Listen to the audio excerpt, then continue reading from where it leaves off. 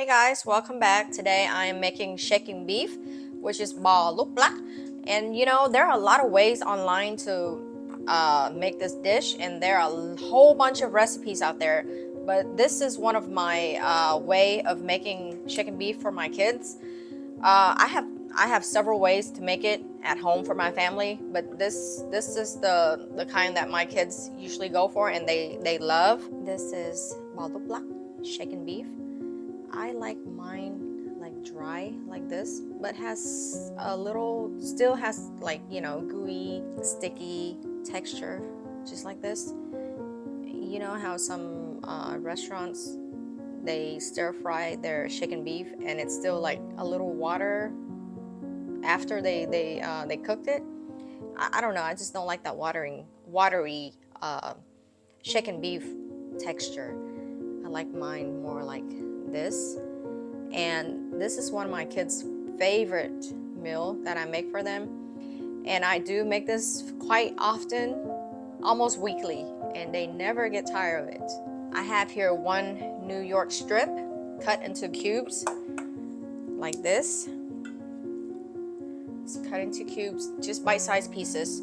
You can use filet mignon, you can use ribeye, you can use any type of cut of beef that you like. Today I have New York strip. I already did one. This is for my short videos and for the reels on Instagram and Facebook and everything, and TikTok. If you haven't followed me on TikTok, go ahead and go up there and give me a support. Follow me on TikTok. Okay, first of all, I have some oyster sauce. I'm not gonna measure. This is one piece of New York strip, so I'm just gonna go in with I say about 1.5 tablespoon of oyster sauce. This is ABC sauce, is medium sweet soy. You can get this at most Asian market. I love this brand because it's thick, and when you do shaken beef, it needs to be a little thick and gooey. It's better like that, in my opinion.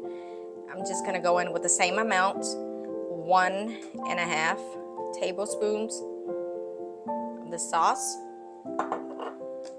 and then just a dash of agave, or you can use sugar. You can use brown sugar as well. If you're going with brown sugar, just do like 1 tablespoon. Just gonna do a dash, and then some garlic powder, just a dash. I just eyeball it. And if you're making a lot more for like a big group, you can just add you can just like times the amount of oyster sauce. If you're doing like 2 pieces or 2 to 3 pieces of New York strip or ribeye, you can go for 3 to 3.5 tablespoons of each ingredients.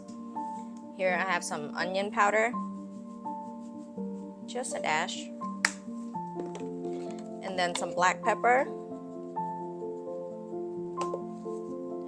and then I have garlic oil, my homemade garlic oil.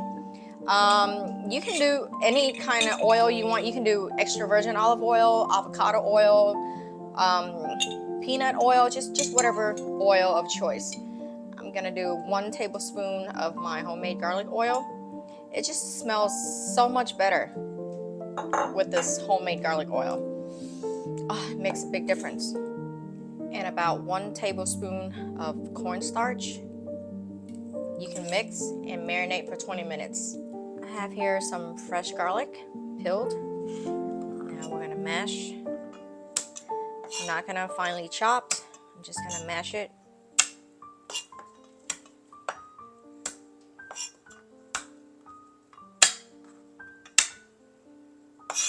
And then half of a sweet onion. I love using sweet onions for chicken beef. We're gonna cut it like this thick. Here, let me do one more. Like this. I don't want it too thin. I want it thick so you can taste the onions with the crunch. This is sweet onion, so it shouldn't be overpowering. It's really good with chicken beef. I have a pan here, adding some avocado oil, about 1 tablespoon avocado oil. Let's see if you can see this. And I'm gonna wait for the pan to be like screaming hot. Okay, I just tested a few pieces of garlic. Now it's super hot.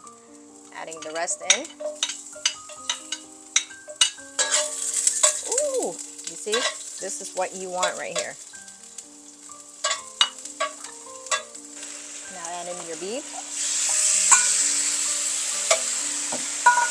Okay, we're gonna spread it so they can cook evenly. And after you spread it, you leave this alone for about 2 to 3 minutes before you do any flipping. Okay, we're gonna leave this alone. Okay, now after 2 minutes, now you can flip. You see the sear? See this?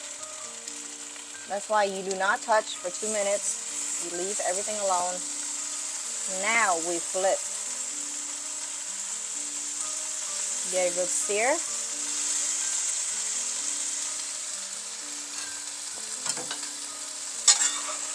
Now I can flip everything.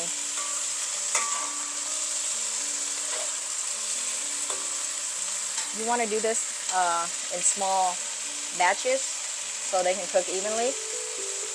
If you overcrowd your pan, the meat's not going to turn out good, in my opinion. That's why you do not want to overcrowd your pan. You take your time on it, and it's going to be so worth it. Like some people tends to overcrowd their pan and their chicken beef doesn't turn out the way they want. Yeah, that's why. Okay, we're gonna let this cook for another minute or two. You want it medium rare. If you want it more cooked, you can leave it in this pan for a little bit more longer. But this is good enough for my kids. They like it medium rare. So this is good. Now last, add in all the onions and then mix everything up. Cook for another 30 seconds and done. You don't want to overcook your onions. It's going to be real soggy and it's not going to have the crunch. So I'm going to do this for 30 seconds and then turn off the heat. Yeah, this is what I'm talking about.